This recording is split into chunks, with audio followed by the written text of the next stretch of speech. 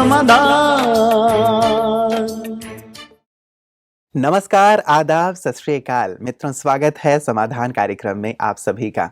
किसी ने बहुत सुंदर पंक्तियां कही हैं कि कभी भी कामयाबी को अपने दिमाग में और नाकामी को अपने दिल में जगह नहीं देनी चाहिए, क्योंकि यदि आपने कामयाबी को अपने दिमाग में जगह दे दी तो वो घमंड पैदा करेगा, और नाकामी को यदि आपने दिल में जगह दे दी तो वो मायूसी पैदा करेगा। और वास्तव में ये दोनों ही चीज़ें हमें समस्याओं में धकेल देती हैं। जो घमंडी व्यक्ति है वो तुरंत ही कामयाब भले हो गया हो, लेकिन असफलता के बीज बोने लगता है। लोग उसे पसंद नहीं करते हैं और धीरे धीरे उसके चारों तरफ समस्याओं के कटीले पौधे उग जाते हैं।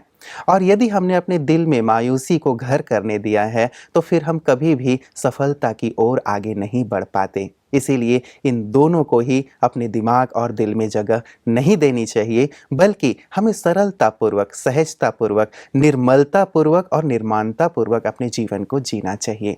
यही सीख लगातार समाधान आप तक पहुंचाती रहती है और आदरणीय भ्राता जी हम ये चीज़ें सिखाते रहते हैं। आइए भ्राता जी का आज की कड़ी में स्वागत करते हैं। भ्राता जी आपका बहुत बहुत स्वागत है। थैंक्स। भ्राता जी, ये दोनों चीज़ें बहुत ही मूल्यवान चीज़ें हैं। जैसे दो बातें रखी गई कि घमंड और साथ ही मायूसी, ये दोनों ही चीज़ें कहीं ना कहीं हमारे जीवन के लिए, हमारी सफलता के लिए बहुत घातक हैं। बहुतों के पास इनमें से एक तो आ ही जाता है। जी।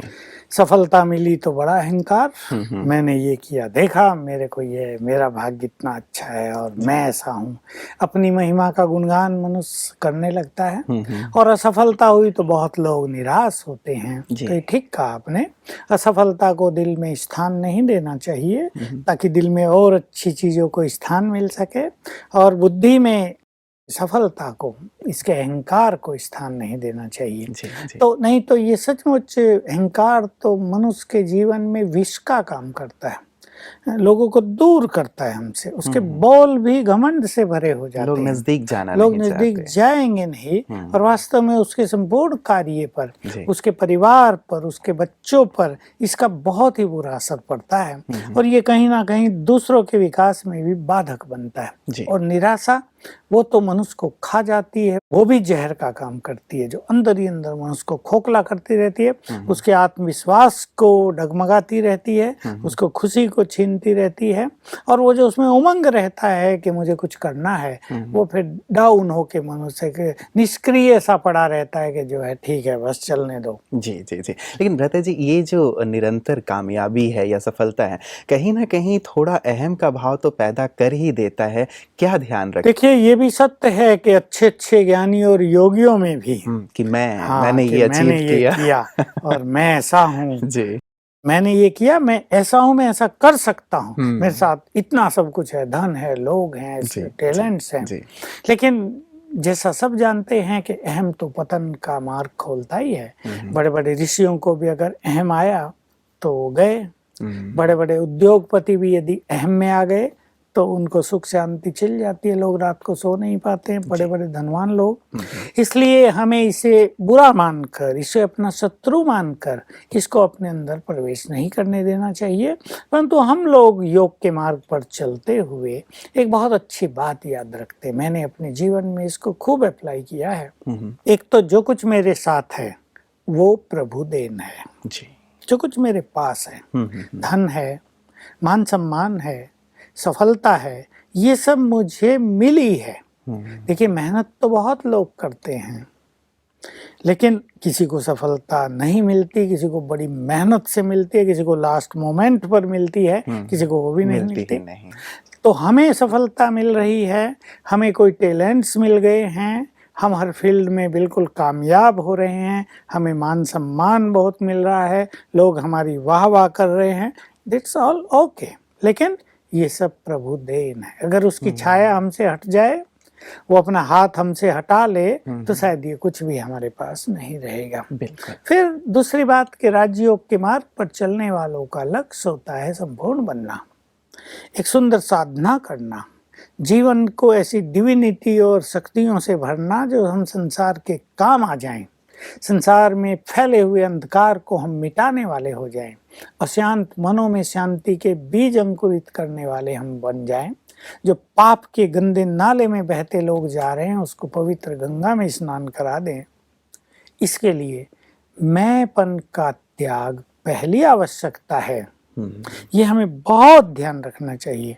इसलिए एक योग युक्त मनुष्य के मन में सटिल रूप से भी, बड़े सूक्ष्म रूप से भी अगर मैंपन आ जाए तो उसे ईश्वरीय सहयोग मिलना बंद हो जाएगा। देखिए, जो लोग ये कहते हैं हमें सहयोग नहीं मिलता है, उनमें कहीं ना कहीं मैंपन रहता है। तो मैंपन एक बड़ी दीवार है हमारी उन्नति के मार्ग में। इस चीज को हमें ध्यान रखते हुए ये दो बातें हो गई, अहम को छोड़ते चलना चाहिए। बिल्कुल। तो सब कुछ जो भी हमारे पास है वो प्रभु का दिया हुआ उपहार है, प्रभु प्रसाद है, और प्रसाद के पे कभी भी घमंड नहीं किया जाता।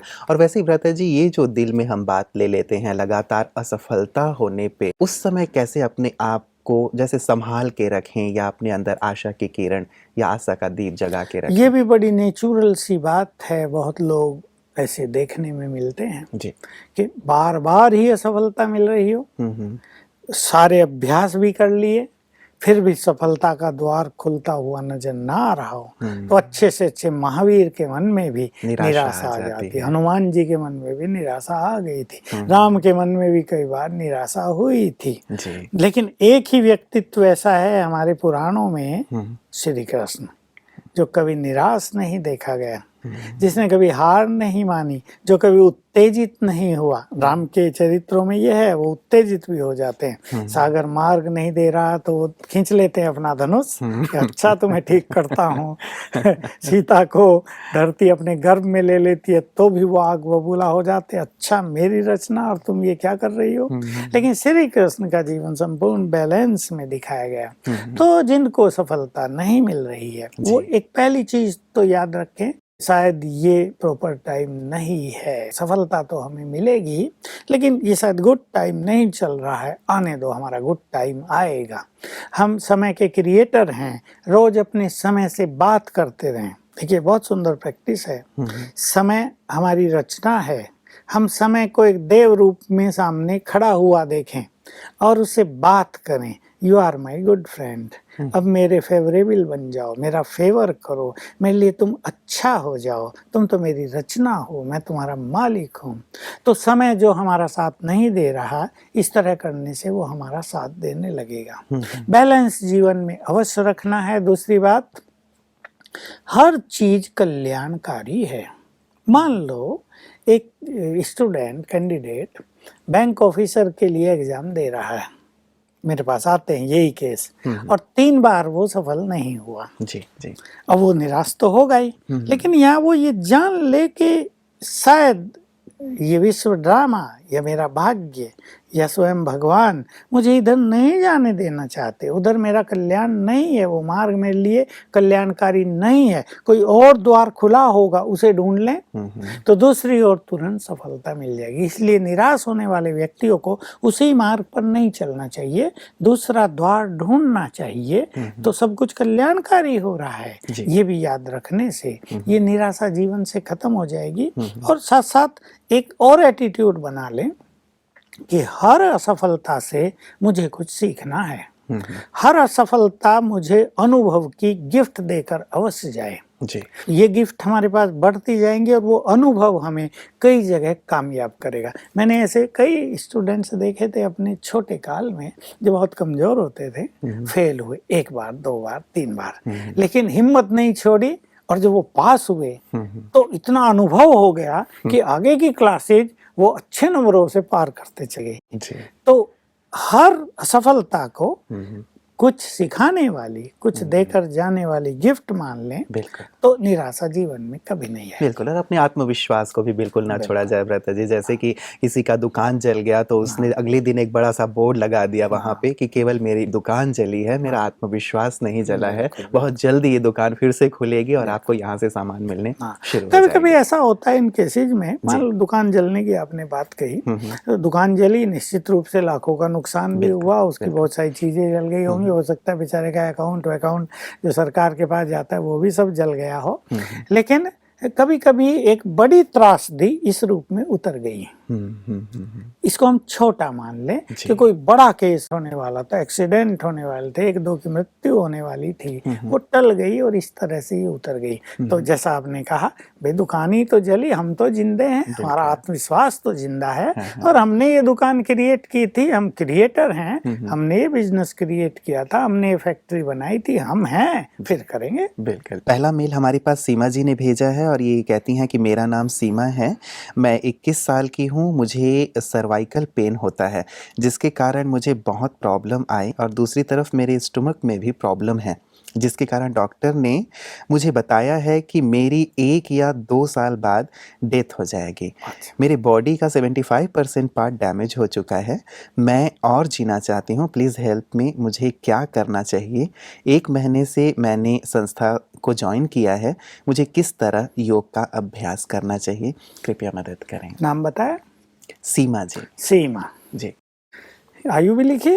21 साल की हैं ये और डॉक्टर ने कह दिया है कि 1 या 2 साल आपके पास हैं। मैं इन्हें पहले तो आत्मविश्वास इनका जगाना चाहता हूँ कि ऐसा कुछ नहीं है। डॉक्टर्स ने तो शरीर की वर्तमान स्थिति देख कर के भाई इतना ही समय इसका चल सकता है, एक बात कही है, परंतु मरी हुई चीजों को भी जिंदा किया जा सकता है। शरीर में जो सेल्स डेड हो गए, एनर्जी नष्ट हो गई है, उनको भी फिर से अलाइव किया जा सकता है। तो राजयोग में ऐसी कुछ विधियां हैं, मैं सीमा को ये सब विधि बताना चाहता हूँ और 1 मास से इन्होंने ज्वाइन किया है तो बहुत अच्छी बात है। ये न सोचे मैं 1 मास से ही आई हूँ, 1 मास में भी कोई स्टूडेंट बहुत होशियार हो जाता है। पिकअप करने वाला व्यक्ति एक एक क्षण में सब कुछ पिकअप कर लेता है और ये तो ऐसी चीजें हैं राजयोग की, किसी की समझ में आ जाए तो वो 1 दिन में ही सुंदर अनुभव प्राप्त कर लेता है, प्रभु मिलन उसका होने लगता है। तो इनको पहला काम करना है, अपने इस देह को प्रभु अर्पण कर दें। ये देह तुमने ही दिया है, ठीक है, मैं शिकायत तो नहीं करूंगी कि ऐसा क्यों दिया, पर तुमने ही दिया है, अब तुम इसको संभालो। You are my father, sustainer हो, मेरे पालना करने वाले, अब इसको संभालो और विश्वास कर लें वो इसको संभालेगा। और उसको कह दो अगर तुम इसे छुड़ाना ही है तो okay, I am ready for this, छुड़ाना हो छुड़ा लेना। तो इससे इनका जो आत्मविश्वास डगमगा गया है इनके मन में। नेचुरल किसी को कह दे तुम 1 साल ही जियोगे तो उसके परिवार में भी मायूसी छा जाती है और वो तो अभी मर जाते हैं। 1 साल जीने का जो सुख है वो भी उनका समाप्त हो जाता है। वैसे डॉक्टर ऐसा कहते नहीं है, पर किसी ने सुन लिया होगा, बता दिया होगा, डॉक्टर कभी ऐसा कहते तो नहीं है। दूसरी चीज इन्हें करनी है, समझो इन्हें अपने पूरे बॉडी को एनर्जी देनी है, तो मैं 3-4 चीजें इन्हें सजेस्ट करूंगा। रात को सोते वक्त जब बिल्कुल नींद आ रही हो, अगर इनको नींद नहीं आती अच्छी, क्योंकि जब बॉडी ऐसा हो जाता है तो मनुष्य को नींद भी नहीं आती, तो ये सोने से पहले शांत में बैठकर लिखेंगी, मैं एक महान आत्मा हूँ। अब इन्होंने ज्ञान ले लिया, इन्हें पता चल गया हम भगवान के बच्चे हैं इसलिए हम महान हैं। मैं बहुत दुर्भाग्यवान हूँ, मेरा भाग कैसा, ये सब नहीं, मैं एक महान आत्मा। 108 बार लिखेंगी, नींद अच्छी आएगी। सवेरे उठते एक दूसरा काम इन्हें करना है, कम से कम 5 सुंदर संकल्प 5-5 बार करने हैं। मैं बहुत भाग्यवान हूँ, मुझे इस जीवन में स्वयं भगवान मिल गया, मेरा तो जन्म जन्म सफल हो गया, मैं बहुत खुश नसीब हूँ, सफलता तो मेरा जन्म सिद्ध अधिकार है, मैं संपूर्ण हेल्दी हूँ, मैं बहुत हेल्दी हूँ, मैं बहुत खुश नसीब हूँ। ये संकल्प कई बार करे, हाथ ऊपर उठा उठा के करे, बिल्कुल खुले मन से करे, तो बॉडी में वैसे ही सोई हुई चीजें, मरी हुई चीजें फिर से जीवित हो जाएंगी। नेक्स्ट चीज, पानी को इन्हें चार्ज करके पीना है। ये बहुत सुंदर थेरेपी है और इससे डेड सेल्स, बिल्कुल कहें कि एनर्जी जो बिल्कुल नहीं रही किसी अंग में, वो भी फिर से जागृत हो जाएगी। पानी लें गिलास में थोड़ा सा गर्म और 7 बार संकल्प करें उस पर दृष्टि डालकर, मैं मास्टर सर्वशक्तिवान हूँ। भगवान के हम बच्चे हैं, हम मास्टर सर्व शक्तिवान हैं। तो नैनो से शक्तियों की तरंगे पानी में समा जाएंगी और जब ये इसको पिएंगी तो बॉडी में 70% पानी है, उस पानी वो मिक्सअप होगा और एनर्जी देगा, बहुत चीज़ें ठीक होंगी। ये अभ्यास, इसको ये पानी इस तरह चार्ज्ड वाटर 5 बार अवश्य शायद दिन में पीना चाहिए। लेकिन ये सोते वक्त एक संकल्प अपने मन में अवश्य भर दें। ये सबकॉन्शियस माइंड लेवल की प्रैक्टिस होती है बहुत सुंदर। मुझे जीना है, मान लो इनकी आयु 21 साल हो गई, मैं 50 साल और जीऊंगी, मैं सुख से जीऊंगी, मैं हेल्दी लाइफ जीऊंगी, मैं संपूर्ण हेल्दी हूँ, मैं संपूर्ण हेल्दी हूँ, मैं संपूर्ण स्वस्थ हूँ। सोने से पहले बिल्कुल उमंग उत्साह से खुशी से ये संकल्प करके सोएंगी तो रात को सबकॉन्शियस माइंड इनकी सभी बीमारियों को ठीक करेगा। चाहे पेट की गड़बड़ है, चाहे सर्वाइकल हो गया, सर्वाइकल मुझे बहुत रहा, औरों को बहुत रहा, ठीक होता है, थोड़ी बहुत तकलीफ भी होती है, कंधों में होती है, कोई बात नहीं, सब ठीक हो जाते हैं, इनको सीरियसली लेना ही नहीं है। तो चार्ज वाटर लेना है। नेक्स्ट बात, इसको अपने ब्रेन को एनर्जी देनी है, जो हमने अपने दर्शकों के सामने कई बार ये बात रखी है। और ये भी एक चमत्कारिक थेरेपी हो गई। जैसे रेकी वाले भी हाथों से रेकी देते हैं, कई लोग स्पिरिचुअल हीलिंग करने वाले हाथों से ऐसे हील करते हैं, कई लोग बैड एनर्जी निकालते हैं हाथों से। तो ये बहुत अच्छी थेरेपी है ब्रेन को एनर्जी देना। तरीका ये है, हाथ दोनों मलेंगी और संकल्प करेंगी, मैं मास्टर सर्वशक्तिवान हूँ। 3 बार कर लें, मैं मास्टर सर्वशक्तिवान हूँ, और दोनों हाथ दोनों तरफ ब्रेन पे रख दें। 1 मिनट आंखें बंद कर लें, इससे ब्रेन को एनर्जी जाएगी। संकल्प करें, बहुत पावरफुल वाइब्रेशंस मेरे ब्रेन को जा रहे हैं। 1 मिनट, फिर दोबारा करें, मैं मास्टर सर्वशक्तिवान हूँ, फिर 1 मिनट रखें। ऐसा 5 बार सवेरे, 5 बार दोपहर, 5 बार रात, 15 मिनट हो गए। ये अपने ब्रेन को एनर्जी भी देंगी। और लास्ट बात है जिससे इनकी आयु बढ़ जाएगी, वो है योग बल। योग बल से आयु बढ़ती है। तो 1 घंटा रोज स्पेसिफिकली इस देह के लिए योग अभ्यास इन्हें करना है, एक टाइम फिक्स करके, डेली सेम टाइम। सवेरे टाइम फिक्स कर लें, 5 बजे कर लें, 6 बजे कर लें, 7 बजे करें, 8 बजे करें, शाम को करें, जब भी ये फ्रेश हों। पावरफुल योग जिसकी चर्चा हम पहले कर आए हैं 1-2 दिन पहले, वो पावरफुल योग बिल्कुल सर्वशक्तिवान की किरणें मुझे आत्मा में आ रही हैं, समझो 1 मिनट किरणें लें और फिर पूरे देह में फैल रही हैं 10 सेकेंड। फिर 1 मिनट सर्वशक्तिवान की लाल शक्तियों किरणें मुझे आत्मा में आ रही हैं, ब्रेन में फैल रही हैं, पूरे देह में फैल रही हैं। ऐसा आधा घंटा कर लें, आधा घंटा सवेरे, आधा घंटा शाम। तो ये 5 प्रयोग हो गए। ये करने से निश्चित रूप से हम श्योर, और इसको भी श्योरिटी हो जानी चाहिए, ये ठीक हो जाएंगी और लंबी आयु। बिल्कुल निश्चित रूप से। हमें भी लगता है भ्राता जी की डॉक्टर को 2 शून्य शायद भूल गया होगा। वो 1 कह दिया उन्होंने, लेकिन 2 शून्य और रह गए। 100 साल जिए हमारी सीमा बहन, ऐसी हमारी शुभकामनाएं। और भ्राता जी मुझे याद आता है, अहमदाबाद से एक मेहमान हमारे यहाँ आए हुए थे, तो उन्होंने एक बहुत सुंदर अनुभव शेयर किया कि उनकी फैमिली में एक 25 ईयर्स ओल्ड लेडी थी। उनको 25 साल में ब्रेस्ट कैंसर हो गया। अब उनके परिवार में किसी को भी ये ब्रेस्ट कैंसर नहीं था। उन्होंने पूरे भारतवर्ष के डॉक्टर्स को दिखाया, अच्छे डॉक्टर्स को उन्होंने दिखाया, फिर भी सभी ने हाथ खड़ा कर दिया। अब वो उनकी फैमिली डॉक्टर ने ही ये देखा कि आखिर ये उपजा कहाँ से 25 साल में, आमतौर पे 25 वर्ष की उम्र में होता नहीं है। तो उन्होंने ये पाया, काउंसलिंग जब उन्होंने की, तो उस लेडी को, जिनको भी ब्रेस्ट कैंसर होता था, उन्हें देख करके बहुत डर लगता था और उन्हें ये संकल्प होता था कहीं मुझे भी ना हो जाए, मुझे ना हो जाए। तो शायद ये एक बीज बन गया और उस डॉक्टर ने फिर इसी माध्यम से कि अब नेगेटिव थॉट के माध्यम से उसने क्रिएट किया है, पॉजिटिव थॉट्स दिए, मेडिटेशन कराए और आज वो जिंदा है। हाँ बिल्कुल, ये हमारे थॉट्स ही तो बहुत कुछ क्रिएट करते हैं। ये भय, देखिए एक भय हुआ और एक संकल्प हुआ, कहीं मुझे ना हो जाए। तो भय जो है निगेटिव एनर्जी को रिसीव करने लगता है। और जैसे इसने अच्छे संकल्प किए, मैं हेल्दी हूँ, कैंसर का सवाल ही नहीं है, बिल्कुल हेल्दी और खुशी बढ़ी, तो इसका ठीक हो गया। तो ये बहुत सुंदर, जैसे एक प्रकार से हील कर देता है हमारे शरीर को भी। और जो आपने सुंदर उपाय बताए हैं, निश्चित रूप से सीमा बहन से करेंगी और स्वस्थ होंगी और स्वस्थ होकर के यहाँ आएंगी माउंट आबू और हम सबसे भी मिलेंगे, हमें बहुत खुशी होगी। कहता जी, ये अगला हमारे पास जो मेल आया है वो है आशीष जी का, आगरा से लिख रहे हैं और कहते हैं कि सर, मैं एसएससी की प्रिपरेशन कर रहा हूँ, लेकिन मेरा अभी तक सिलेक्शन नहीं हो पाया है। सर आप मुझे ऐसा कोई तरीका बताएं जिससे मैं सभी सब्जेक्ट में बहुत ज़्यादा इंटेलिजेंट हो जाऊँ। सर मैं क्या करूँ जिससे मेरा जल्दी से जल्दी सिलेक्शन हो जाए, प्लीज़ मुझे बताएं। एक अच्छे विद्यार्थी का यही तो इरादा रहता है जी। और होना ही चाहिए। और बुरे संग ये वो जो आजकल माया फैली हुई है इससे मुक्त रहते हैं। हाँ। मैं तो अप्रिशिएट करता हूँ ऐसे बच्चों को जो एक हाई लक्ष्य लेकर जीवन जी, में चलते हैं जी। और उस हाई लक्ष्य के लिए अपने को डेडिकेट कर देते हैं। उस पे हम्म। मतलब मर मिटते हैं, मुझे तो यही प्राप्त करना, बाकी सब चीजें जाए कहीं भी। बिल्कुल बिल्कुल। तो देखिए इसके राजयोग में कई सारे अच्छे तरीके हैं। पहले तो ये अपने सबकॉन्शियस माइंड में ये भरना शुरू कर दें थॉट कि मैं हर सब्जेक्ट में इंटेलिजेंट हूँ। भले ही अपने सब सब्जेक्ट लिख लें, मान लो इनके पास 7-8 सब्जेक्ट हैं जी।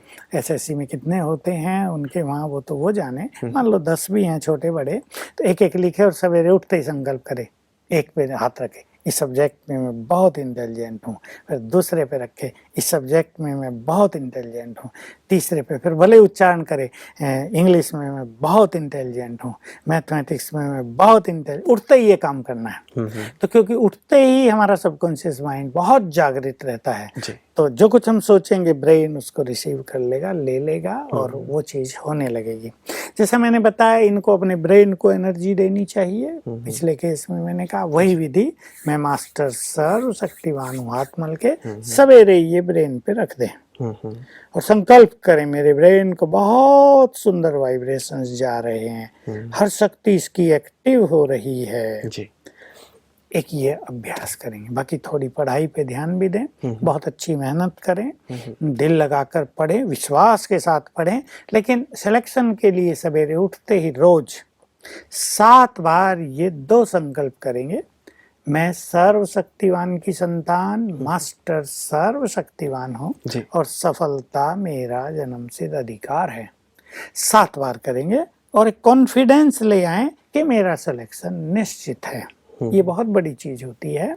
सवेरे उठते यदि हम कॉन्फिडेंटली ऐसा सोचने लगे मेरा सिलेक्शन निश्चित है, मतलब I am being selected, selection हो ही चुका है बस, तो इनका सिलेक्शन निश्चित हो जाएगा और पढ़ाई में भी इनके बहुत अच्छे मार्क्स आने लगेंगे। बिल्कुल, वैसे भी कहा जाता है भ्राता जी कि किसी भी चीज़ का निर्माण 2 बार होता है, एक बार आपके मन में और एक बार बाहर जो स्थूल में दिखाई देता है। तो अपनी सफलता को यदि पहले ही हम अपने मानस पटल पे अंकित कर लें तो निश्चित रूप से वैसा ही हमारा प्रयास और पुरुषार्थ मेहनत भी होगी और साथ ही हम सफलता को भी अचीव कर पाएंगे। नाम इन्होंने शायद नहीं लिखा है। ये कहते हैं कि मैं दिल्ली में रहती हूँ और मेरी 8 मास की बेबी है, उसे हार्ट में होल है, डॉक्टर्स ने सर्जरी रिकमेंड किया है। हमारे घर में समझ लो कि 30 साल के बाद बेबी आई है, तो सब बहुत घबराए हुए हैं। मुझे कोई समाधान बताएं जिससे हो सके तो इसकी सर्जरी ना करवानी पड़े। 8 मंथ्स की इनकी बेबी है। देखिए वैसे सुन के भी कैसा लगता है। जी जी जी। वो जो हम चर्चा करते आ रहे थे भ्राता जी की क्या बात हो गई है कि आजकल जैसे ही बच्चे जन्म ले रहे हैं, छोटे से हैं, तभी से इतनी बड़ी बड़ी तकलीफें हो रही हैं। देखिए यही पूर्व जन्मों के कर्मों का हिसाब किताब ये चल रहा है। निश्चित रूप से ऐसे बच्चों को पूर्व जन्म में हार्ट की बीमारियां रही हैं, हो सकता है हार्ट में होल रहा हो, उससे उसकी मृत्यु हो गई हो, वो हमारे अंतर मन में और हमारे इसमें सूक्ष्म शरीर में रह जाती हैं चीजें। तो नए शरीर में जब आत्मा प्रवेश करती है तो उनका सूक्ष्म प्रिंट इम्प्रेशंस उसमें भी रह जाते हैं और वो स्थूल शरीर में आ जाते हैं। तो बेचारों के लिए है तो बड़ी निराशा की चीज कि भाई इतने समय के बाद तो बच्चा आया और वो भी दुख लेकर आया, खुद भी दुखी है और परिवार भी उससे निश्चित रूप से दुखी रहता है। तो इनको थोड़े पुण्य भी करने चाहिए अच्छे, और अगर इनमें से कोई भी ज्ञान में है तो शिव बाबा को भोग भी लगवाना चाहिए और कुछ ईश्वरीय सेवाओं में सहयोग करना चाहिए ताकि इनका पुण्य का खाता बढ़े और ये चीजें हटें। इनमें से जो भी योग करता हो उसको 21 दिन की विघ्न विनाशक भट्टी भी कर देनी चाहिए, क्योंकि कभी कभी पूरे परिवार पर ऐसे विघ्न के बादल मंडराए रहते हैं। उसको हटाने के लिए ये 21 दिन का जो अनुष्ठान है बहुत ही सुंदर रहता है। उसमें 1 घंटा रोज राजयोग का अभ्यास करना है, एक टाइम फिक्स करके, और 2 स्वमान के साथ करना है। मैं मास्टर सर्वशक्तिमान हूँ, विघ्न विनाशक हूँ। ये दोनों स्वमान पहले 7 बार याद कर लेने, फिर जस राजयोग करना, ऊपर से शक्तियों की किरणें लेनी है, इससे वो विघ्न हट जाएंगे जी। अब इस बच्ची के लिए निश्चित रूप से हम भी चाहेंगे ये ऑपरेशन से बचे। शुरुआती किसी के जीवन की ऑपरेशन से, ऑपरेशन इज हाफ डेथ, तो बेचारी वो जन्म लेते ही आधी मर जाए, ये तो बिल्कुल अच्छा नहीं रहेगा। तो मैं इसकी माँ को कुछ सजेशन देना चाहता हूँ। एक तो बच्चे को जो कुछ भी पिला खिला रहे हो, दूध थोड़ा बहुत जो कुछ भी, उसे चार्ज करें। उसे दृष्टि देके 7 बार संकल्प करें, मैं मास्टर सर्वशक्तिमान हूं। दूध की शीशी को ही चार्ज कर दें, फिर वो बच्चा पीता रहे उसको। दूसरा, इनको इसके लिए 1 घंटा एक्स्ट्रा योग और करना होगा, ताकि जिन विकर्मों के कारण इसको ये भोगना आई है वो कट जाएं। 21 दिन तक कर दें बस, वही 1 घंटा योग और 1 स्वमान, मैं मास्टर सर्वशक्तिमान हूँ। और फिर शिव बाबा की शक्तियों की किरणें मुझे आ रही हैं, और संकल्प कर दें ये योग इस आत्मा के लिए। बस रोज योग करने से पहले ये संकल्प कर दें, ये योग अभ्यास इस आत्मा के लिए, उसका उसको बल मिलने लगेगा। नेक्स्ट चीज ये है कि इसको हार्ट को इनको एनर्जी देनी है। ऐसे 2 केस मेरे पास अब तक पूर्ण हो चुके हैं 2 सालों में। मेरे पास ज्यादा केस हार्ट के होल्स के आए नहीं हैं, कुछ आए थे, उनमें से 2 बिल्कुल ठीक हो गए। उसी के अनुभव के आधार से मैं इन्हें कहूंगा कि बच्ची के हार्ट को एनर्जी देनी है माँ को। तो हाथ मलते हुए मैं मास्टर सर्वशक्तिमान हूँ 3 बार याद करके राइट हैंड हार्ट पे रख दे जी। 1 मिनट आंख बंद कर ले और संकल्प करे, ये एनर्जी इसके हार्ट के छेद को बंद कर दे, हार्ट को परफेक्ट कर दे। ऐसा 1 मिनट जी। ऐसा 5 बार सवेरे, 5 दोपहर, 5 शाम, 15 मिनट इस बच्चे को एनर्जी देनी है। तो आई एम श्योर कि बहुत जल्दी 21 दिन में ही, वैसे 3 मास का लक्ष्य बना लें, पर 21 दिन के बाद ये चेकअप करा लें, निश्चित रूप से जो होल है वो भर जाएगा। सचमुच हम सब भी चाहेंगे, हमारे सभी दर्शक भी चाहेंगे, सबकी दुआएं इस छोटी नन्ही गुड़िया के लिए रहेगी कि जल्दी से जल्दी वो ठीक हो जाए। आज की तमाम चर्चाओं के लिए आपका बहुत बहुत धन्यवाद। मित्रों, मेडिटेशन विशेष करके हमारे शारीरिक मानसिक स्वास्थ्य के लिए बहुत लाभदायक है। शरीर में भी यदि किसी प्रकार की तकलीफ़ है, जैसे कि आज हम लोगों ने चर्चा की, उसमें भी बहुत ज़्यादा ये मदद करता है। तो मेडिटेशन का विशेष अभ्यास करें। और साथ ही अपनी तरफ से भी मैं सभी दर्शकों से भी आह्वान करूंगा कि जब हम ऐसी चर्चा करते हैं, लोगों की समस्याएं सुनते हैं, तो आप सब भी अपनी दिल की दुआएं और शुभकामनाएं इन तक अवश्य पहुंचाएं, ताकि ये जो हमारा समाधान परिवार है, उनकी मदद से ऐसे जो केसेस हैं वो जल्दी से जल्दी सॉल्व हों और परिवार में जो तकलीफ़ आई हुई है वो तकलीफ़ दूर हो सके। आज के समाधान में इतना ही। दीजिए इजाज़त। नमस्कार।